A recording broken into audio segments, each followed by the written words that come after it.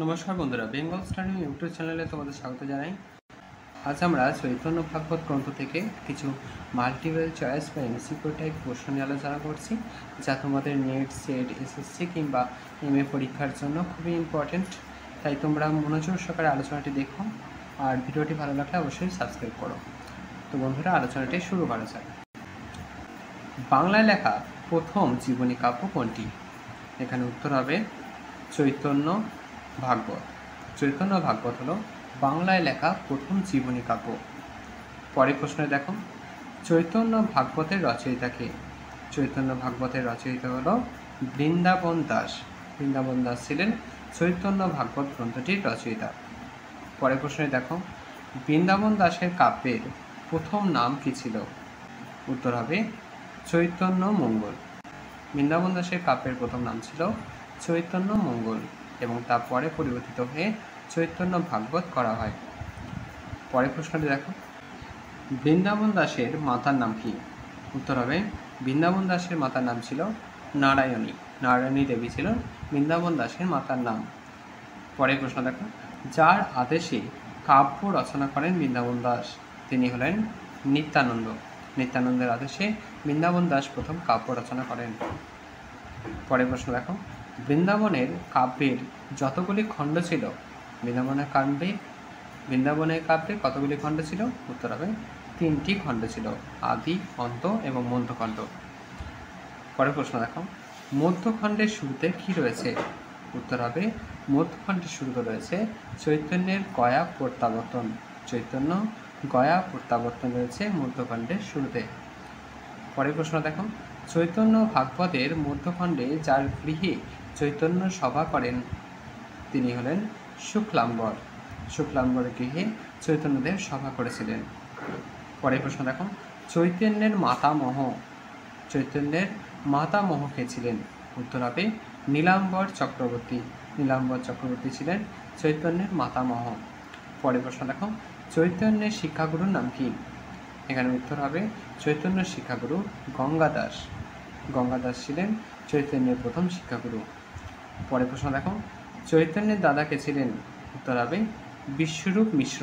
বিশ্বরূপ মিশ্র ছিলেন চৈতন্যের দাদা। পরের প্রশ্ন, যে শিশুকালে অদ্বৈতের সাথে গীতাদক্ষ ব্যাখ্যা করেন, তিনি হলেন বিশ্বরূপ মিশ্র। পরের প্রশ্ন দেখো, নবদ্বীপবাসী চৈতন্যের ভাব বিহ্বলতাকে যে রোগ বলে মনে করেন, সে রোগটি হলো বায়ুরোগ। নবদ্বীপবাসী চৈতন্যের এই ভাব বিহ্বলতাকে বায়ুরোগ বলে মনে করেছেন।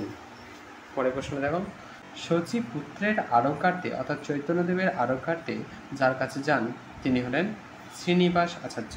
শ্রীনিবাস আচার্যের কাছে শচী দেবী তিনি চৈতন্যের আরোগ্যের জন্য যান।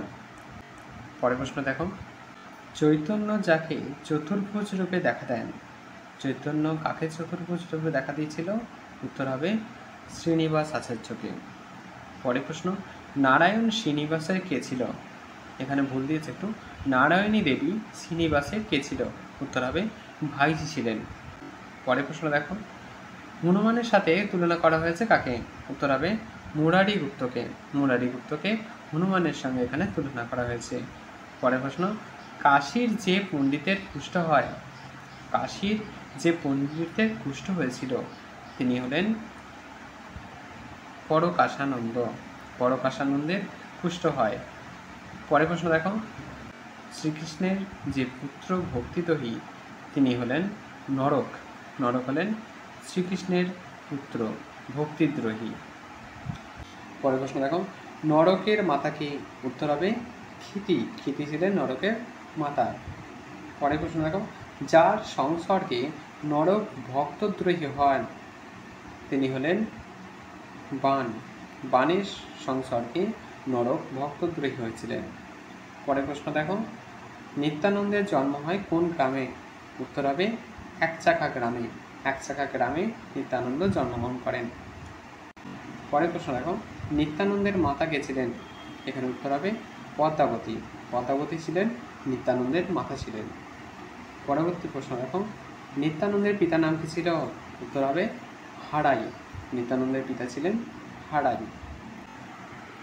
পরের প্রশ্ন দেখো, নিত্যানন্দ নবদ্বীপে যার বাড়িতে প্রথম আশ্রয় নেন তিনি হলেন নন্দনাচার্য। নন্দনাচার্যের গৃহে নিত্যানন্দ নবদ্বীপে এসে প্রথম আশ্রয় নিয়েছিলেন। পরের প্রশ্ন দেখো, চৈতন্য ভাগবত যে খণ্ডে নিত্যানন্দের আগমনের কথা বলা হয়েছে, চৈতন্য ভাগবতের যে খণ্ডে নিত্যানন্দের আগমনের কথা বলা হয়েছে সেটি হলো মধ্যখণ্ড। মধ্যখণ্ডে নিত্যানন্দের আগমনের কথা বলা হয়েছে।